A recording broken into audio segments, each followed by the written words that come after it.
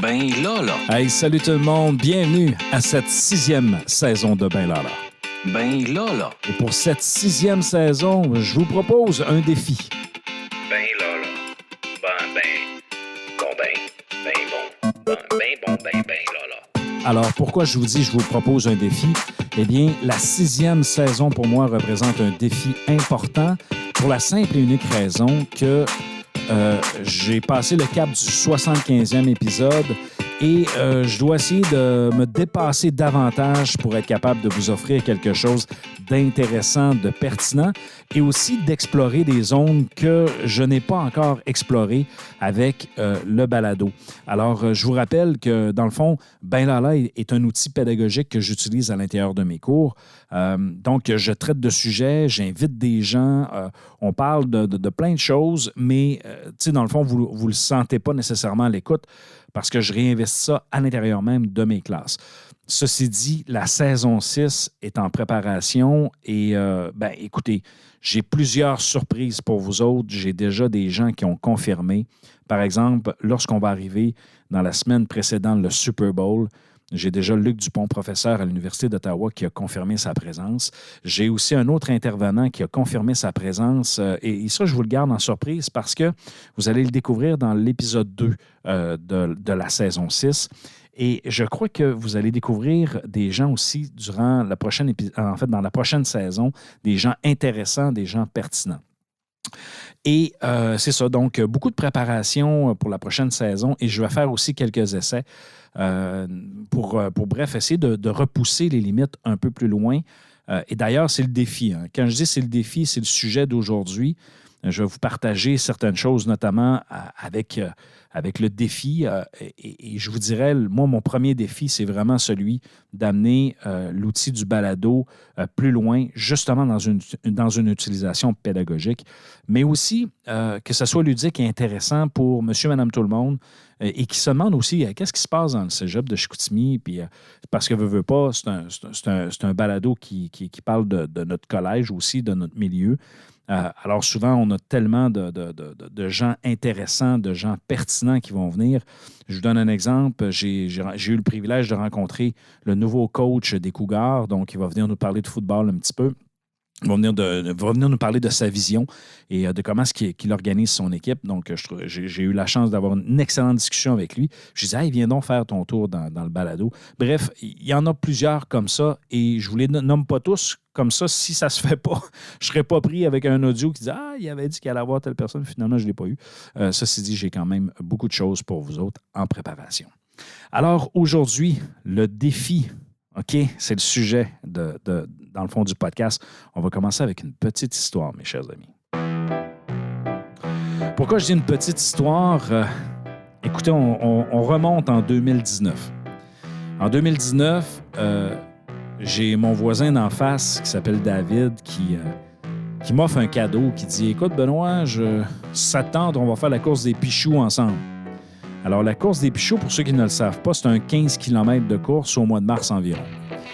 Et je dis, OK, super, allons-y. Alors, c'est un super cadeau qu'il m'a fait.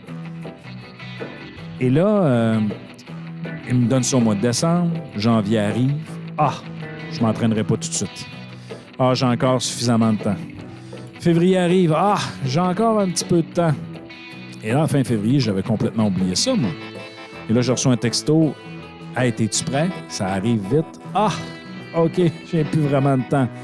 Bref, je me présente sur le fil de départ de la course et je ne suis pas prêt.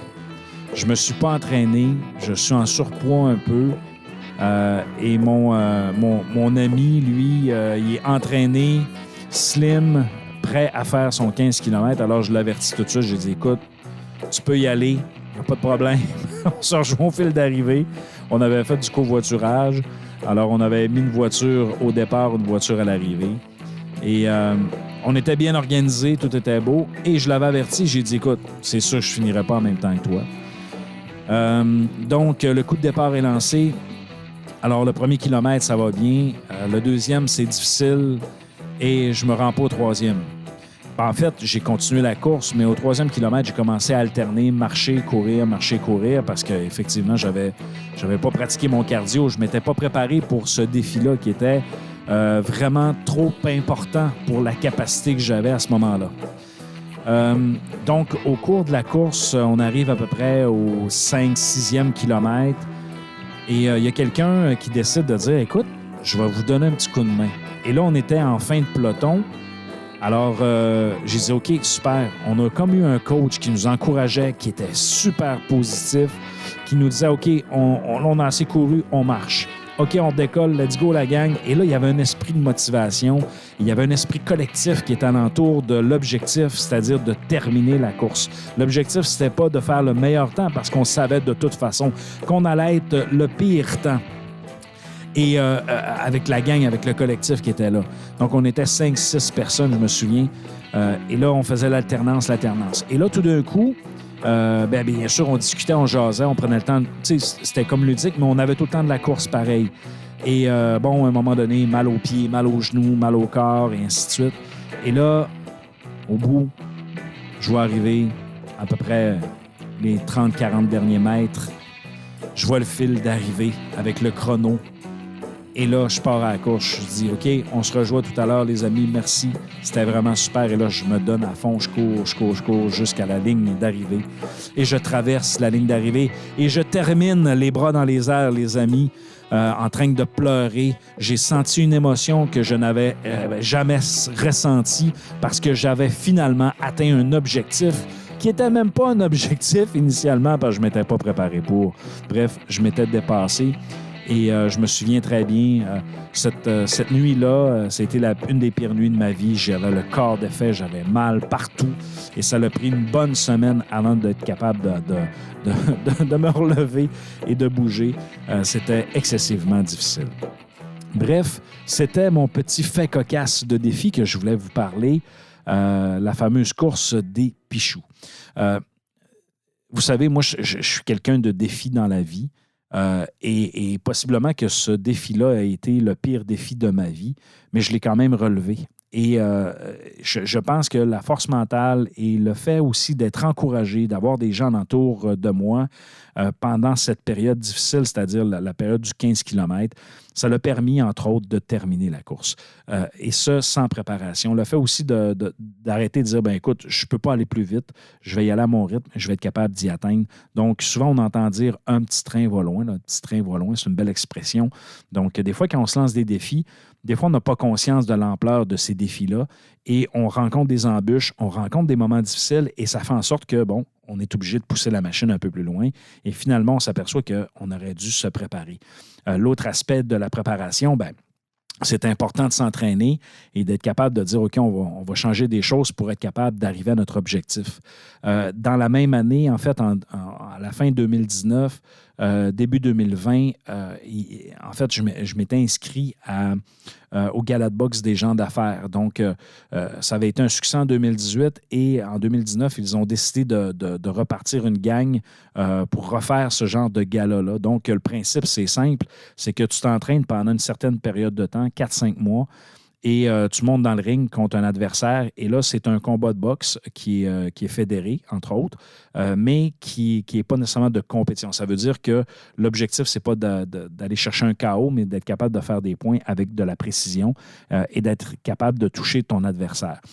Donc, ça, c'était un autre défi sportif dans lequel je me suis inscrit. Par contre, là, cette fois-ci, quand j'ai commencé à m'entraîner, je savais à quel moment je partais, donc c'est-à-dire mon point de départ, c'est-à-dire j'étais à 232 livres au départ et mon premier objectif, c'était de perdre 30 livres, donc être capable d'arriver aux alentours de 200 livres. Et mon deuxième objectif, c'était d'être capable de changer mon régime de vie, c'est-à-dire mieux manger, gérer consommation d'alcool, de vin et tout ça, pour s'assurer qu'on ne tombe pas trop non plus dans l'excès. Donc, il y avait tous ces changements-là que je voulais appliquer dans ma vie. Alors, dans cette période-là, j'ai pris ça à cœur et je me suis mis à m'entraîner. Et ça a été vraiment un processus en escalier et par étapes. Et là, au mois de mars, et puis honnêtement, mon entraînement allait super bien. Je faisais de bons entraînements. J'ai appris la boxe, les bases de la boxe à ce moment-là. Et à un moment donné, j'ai vécu la pandémie comme tout le monde, donc la fermeture de tous nos établissements. Et notre objectif était d'avoir le combat au mois d'avril 2020. Et là, malheureusement, vous comprendrez que le combat a été annulé. Par contre, moi, je m'étais dit, je vais continuer à m'entraîner pareil. Et ça m'a donné un coup de main en début de pandémie, je ne vous le cacherai pas, à maintenir une forme, à maintenir un moral aussi et à rester actif. Donc, je sortais quand même faire mes courses à l'extérieur. Je restais à la maison, je faisais mes entraînements physiques, je faisais mon shadow, donc la boxe imaginaire. Je faisais plein de trucs à la maison quand même, avec très peu de moyens. Et ça a été vraiment fantastique. Et lorsque la date du combat en avril est arrivée, j'ai fait un dernier training cette journée-là et par la suite, je me suis comme libéré de ça en disant j'ai atteint mon objectif quand même de départ qui était de perdre finalement, j'avais descendu à 202 livres. Et j'avais changé mon régime de vie et mes affaires, ainsi de suite. Et là, par la suite, j'ai arrêté d'avoir mal au corps, entre guillemets, parce que l'entraînement a pris fin. Donc, être capable d'avoir des objectifs, réalistes, puis aussi d'être capable de dire, OK, je vais me mettre un défi, puis je vais essayer de le dépasser. Je vais essayer premièrement de l'atteindre, mais c'est d'être capable aussi de mettre les moyens pour être en mesure de les atteindre. Donc, y aller par étapes. Et je vous dirais, là, je viens de vous parler de 2 défis que j'ai relevés, un pas préparé et un préparé. Je vous dirais, celui pas préparé m'a permis de projeter celui du combat de boxe puis d'être capable de dire, OK, j'ai pas le choix, je vais m'entraîner parce que je dois avoir un cardio, je dois avoir aussi un moral et je dois avoir un apprentissage de comment faire les choses pour être capable d'y arriver. Et ça, ça a été un apprentissage important pour moi parce que je me suis dit, est-ce que je peux maintenant le transposer dans d'autres aspects de ma vie? Donc, toi qui m'écoutes, peut-être tu es au début de ton parcours académique, peut-être que tu es au milieu, peut-être que tu es à la fin, peut-être que tu fais un retour à l'école, peut-être que tu as rencontré plusieurs embûches dans ta vie, que là, ton défi, c'est d'aller chercher un diplôme, peu importe le niveau de ta diplomation. Et ça, c'est important, c'est un défi que tu dois atteindre et que tu dois également mettre autant d'énergie que si tu décidais de te remettre en forme ou d'être capable de monter sur le ring contre un adversaire. Donc, il y a des parallèles hyper intéressants. Je vous dirais aussi, c'est important dans nos défis de se les mettre atteignables. Si, par exemple, mon défi pour la boxe serait, écoutez, je voudrais me battre contre Mike Tyson, c'est impossible. Ou peut-être plus localement contre Stéphane Ouellette. Stéphane Ouellette, c'est impossible que je me batte contre Stéphane Ouellette. Même aujourd'hui, c'est un gars qui a tellement de talent et qui a tellement de skills en boxe. Je ne monterais pas d'un ring avec lui, à part peut-être faire du sparring en disant « Fais-moi pas trop mal. » Si vous ne connaissez pas Stéphane Ouellette, tapez son nom sur Google, vous allez voir, c'est tout un boxeur.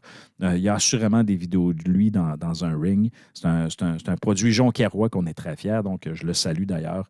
Je vous raconte une petite anecdote. Il y avait des galas de boxe à un moment donné dans la région qui étaient faites avec Michel Desgagnés et David Grenon, qui étaient les 2 promoteurs. Et j'ai eu le privilège d'annoncer quelques-uns de leurs galas. Et j'ai présenté Stéphane Ouellette dans un combat, je dirais, hors concours en quelque sorte. Et ça a été vraiment tout un privilège, vraiment quelqu'un de gentleman. Beaucoup de plaisir à faire ce genre de choses-là. Bref, je reviens sur les défis. Assurez-vous qu'ils soient atteignables. Faites-vous un plan de match pour l'atteindre. Levez-vous de votre chaise pour y aller. Faites-le. Si vous décidez de relever un défi ou que vous rêvez à quelque chose, faites-le bouger. Donnez-vous les moyens pour le faire. Ceux qui ne font rien dans la vie, c'est vraiment ceux qui restent assis sur leur chaise et qui ne prennent pas les moyens pour bouger, pour faire leurs choses. Si vous rêvez, par exemple, de faire un podcast, écoutez, vous décollez votre podcast, vous le faites et vous vous lancez. Dans la saison 2, je pense, ou 3, j'ai Clovis Valade qui était là comme chroniqueur. Il nous parlait de politique, tout ça. C'est un étudiant qui avait passé en comptabilité et gestion, qui avait été aussi en sciences humaines. Et là, il vient tout juste de lancer son podcast en tant que qu'étudiant à l'Université de Montréal. Et je ne l'ai pas contacté. J'ai vu ça passer. J'ai écouté son premier épisode avec son ami. J'ai l'intention de les inviter pour qu'on puisse jaser de leur podcast parce que ils ont fait preuve de courage. C'est un défi pour eux autres comme étudiants de réaliser ça. Puis je trouve ça original, intéressant à le faire. Donc, mettez-vous à l'épreuve, donnez-vous des bons objectifs, un bon plan de match. N'hésitez pas de sortir de votre zone de confort et n'hésitez pas à apprendre de nouvelles choses. Ça fait du bien. Ça fait du bien à l'âme, ça fait du bien à l'esprit. Ça nous permet aussi d'être meilleurs dans ce qu'on fait quand on voit d'autres choses sous d'autres angles. Bref, mes chers amis, c'était un peu mon épisode de départ à essayer de vous inspirer, à vous lancer des défis. Souvent, en début d'année, on va se donner comment je peux dire ça? On va se donner des résolutions pour la prochaine année. Moi, je vous dirais, donnez-vous un défi à relever pendant votre année. Si c'est rénover votre salle de bain, si c'est de faire le ménage de votre chambre, le ménage de votre voiture, bref, donnez-vous un défi et dites-vous comment vous allez être capable de le relever. Et je vais vous dire, là, vous allez changer possiblement le visage de votre vie en général. Ça peut être aussi de dire, moi, cette session, je voudrais atteindre telle note au cégep ou à l'université, puis être capable de les atteindre et de vous dépasser à ce niveau-là. Donc, j'espère que vous avez apprécié.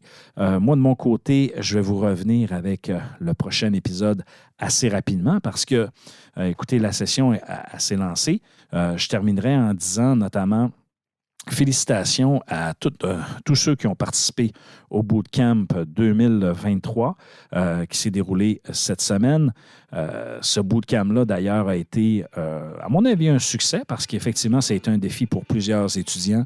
Ça a été aussi un plaisir, je pense, avec mes collègues d'organiser ce genre d'événement-là. Ça, c'en est un exemple de défi intéressant qui s'est déroulé sur une seule journée. Bref, tout ça pour vous dire, mes chers amis, suivez-nous sur les réseaux sociaux, Benlala Balado, si vous voulez nous suivre. Sinon, sur toutes les plateformes, vous n'avez qu'à nous cliquer, que ce soit sur Spotify, Amazon, sur Google, bref, Benlala, vous allez nous trouver. Cliquez sur le petit plus. Vous pouvez même nous donner une petite notation en passant. Ça nous permet d'être mieux référencés. Bref, sur ce, mes chers amis, c'est ce qui conclut notre premier épisode. Il ne me reste qu'à vous dire ciao, ciao!